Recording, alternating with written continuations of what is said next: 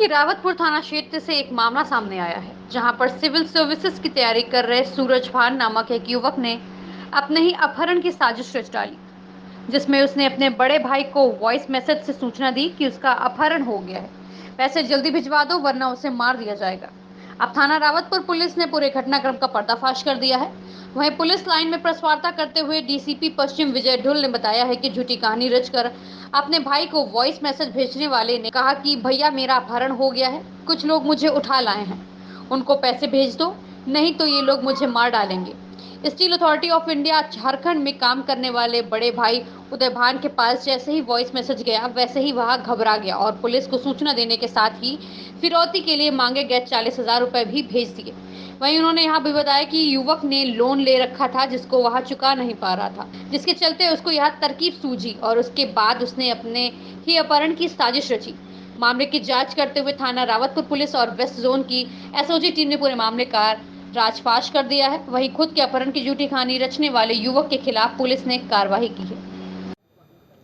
ये दिनांक 28 मई को देर रात थाना रावतपुर पर एक सूचना प्राप्त हुई कि सूरज भान नाम का एक युवक जो कि इंजीनियरिंग पास है और सिविल सर्विसेज की तैयारी कर रहा है कानपुर में रहकर, उसके पेरेंट्स के द्वारा ये सूचना दी गई कि वह अपना एग्ज़ाम देने के लिए संडे को जो यूपीएससी का एग्ज़ाम था वो देने के लिए लखनऊ गया था और बाद में उसका कुछ पता नहीं चला और कई घंटे के बाद उसके भाई जो कि झारखंड में नौकरी करते हैं उनके मोबाइल पे एक वॉइस मैसेज उसने भेजा, जिसमें उसके द्वारा बताया गया कि कुछ लोगों ने मुझे पकड़ लिया है, आप पैसे भेज दीजिए, ये लोग मुझे मार डालेंगे। इस सूचना पर तत्काल पुलिस के द्वारा सुसंगत धाराओं में अभियोग पंजीकृत किया गया और 5 टीमों को इस घटना के अनावरण और जो उस समय पे उनके द्वारा जो रिपोर्ट किया गया था किडनैप्ड पर्सन के रिकवरी हेतु प्रयास किए गए। इसी प्रयास में कुछ ऐसी बातें संज्ञान में आई जिसमें सर्विलांस के माध्यम से और अन्य इसके दोस्तों से पूछताछ में आया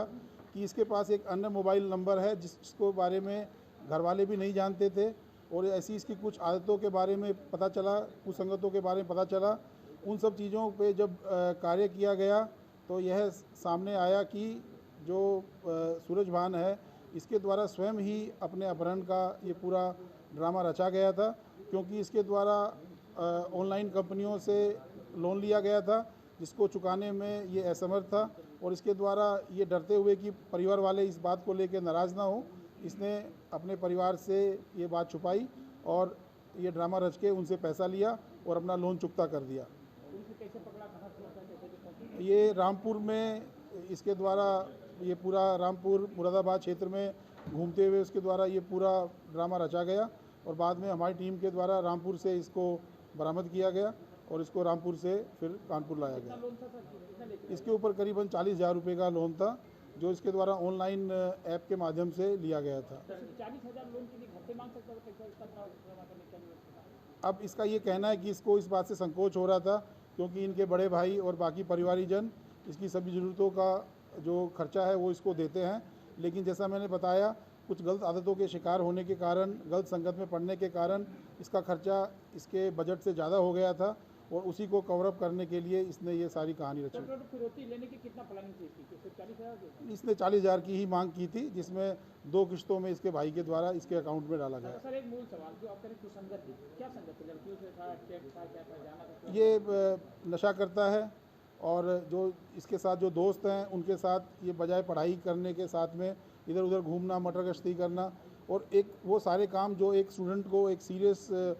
किसी भी कैंडिडेट को जो कि किसी कॉम्पिटिटिव एग्ज़ाम की तैयारी कर रहा है उसको नहीं करना चाहिए, वो सब ये कर रहा था। सर लोन कंपनी के रिकवरी एजेंट परेशान कर रहे थे क्या? जो कंपनियां हैं वो सब ऑनलाइन कंपनियां हैं और वो सब यूपी के बाहर की हैं, उसके बारे में भी जानकारी प्राप्त की गई है और उन पे भी आगे कार्रवाई की जाएगी। सर कितना लोन इसमें लगभग है? इसमें 40,000 रुपये का लोन इसके ऊपर था।